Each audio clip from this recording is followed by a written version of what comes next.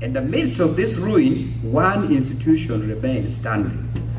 Bloated, exaggerated, omnipresent, omnipowerful. It is the presidency. It's the only institution left standing. So whether you are talking about promoting or dismissing a police officer, I think it was in Natete.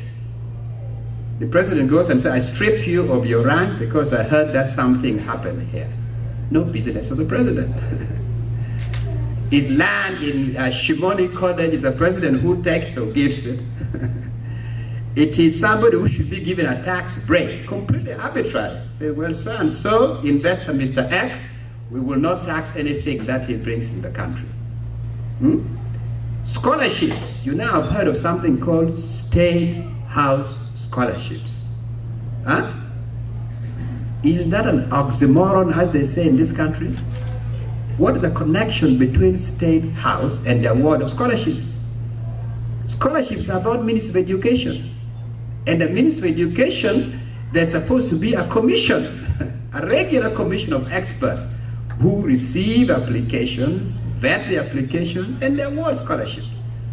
What business has anybody got to do awarding scholarship at the kitchen table in the State House? In a manner which nobody understands, no criteria. You simply see names popping up and they're being given scholarships. And that then comes to the issue of not just cronyism.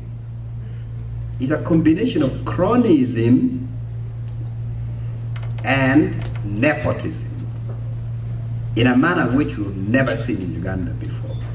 Forget about equity of opportunities. Forget about expertise. Forget about saying I've got this qualification and this experience I sent in my application.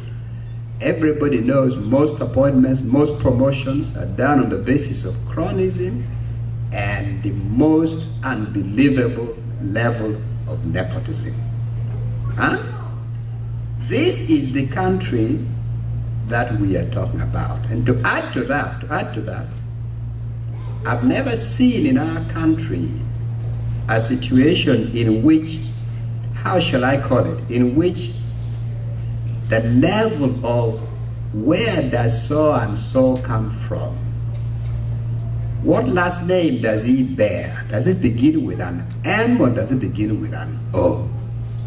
Does it begin with a Z or does it begin with, I don't know, what other common beginnings of names there are in Uganda? The way in which this regime has deliberately made it a policy to fragment the country, to set people against each other as a way of dividing and rule, as a way of gaining and retaining power. So today, by and large, I don't know here in the diaspora, but by and large in Uganda, somebody meets you and the first thing in their mind is likely to be, where does he come from? What language does he speak? What does his first or last name begin with? Then other things follow. I don't recall any other time in the history of Uganda when we had this. You know, when I was in Makerere, I don't recall I'm Acholi, ethnically I'm Acholi. I don't recall something called the Acholi Student Union of Makerere. I knew the Guild, I knew NUSU, and then various professional groups. But the other day, somebody calls me up from Kyambogo, could you come and speak at the annual meeting of the Lango Student Association in Kyambogo? The same thing exists in Makerere. And another day, something even more interesting. I see in the newspaper a photograph of a function. Who was the people holding the function? The Acholi Medical Student Association at Mulago.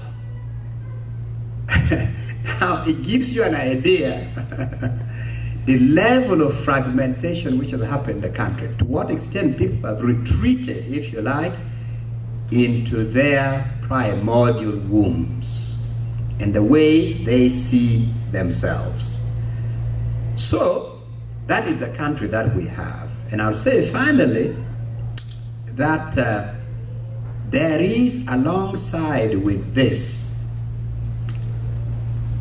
a palpable lack of solidarity within our society.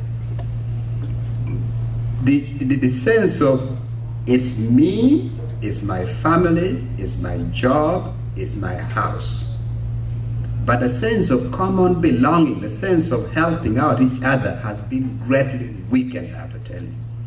It's a highly atomized society, which is partly why it's been very difficult to organize political activities in Uganda, because people tend to look at themselves very much in isolation and what they can do to benefit, personally benefit the family, but not what can be done to benefit the community, to organize as a community.